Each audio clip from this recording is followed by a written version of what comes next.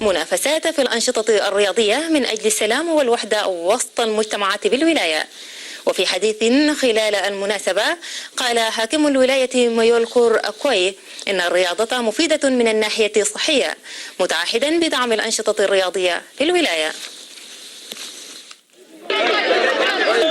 بنفتكر إنه بنخطو خطوات ناجحة، مبسوطين جدا من الفرق اللي شاركت، المشاركة النظيفة واللعب النظيف الأمة لبيو.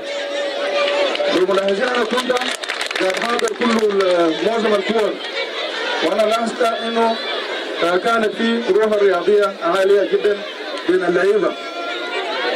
شكرا برضه يوصل للحكام، وأنا مبسوط جدا إنه كل الحكام الحكموا من هذه الولاية، وبرضه التحكيم كان عالي. فنحن برضه بنصفق للحكام المحليين اللي قدروا إنه يحكموا البطولة دي.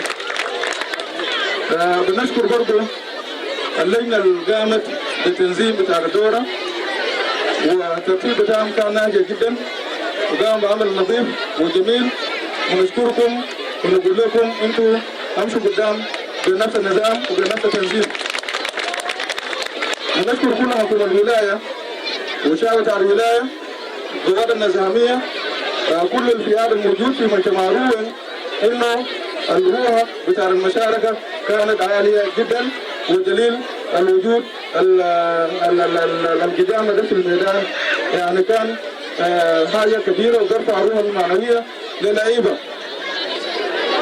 نحن في حكومة الولاية هنجيب مع الرياضة بكل أنواع بتاعها.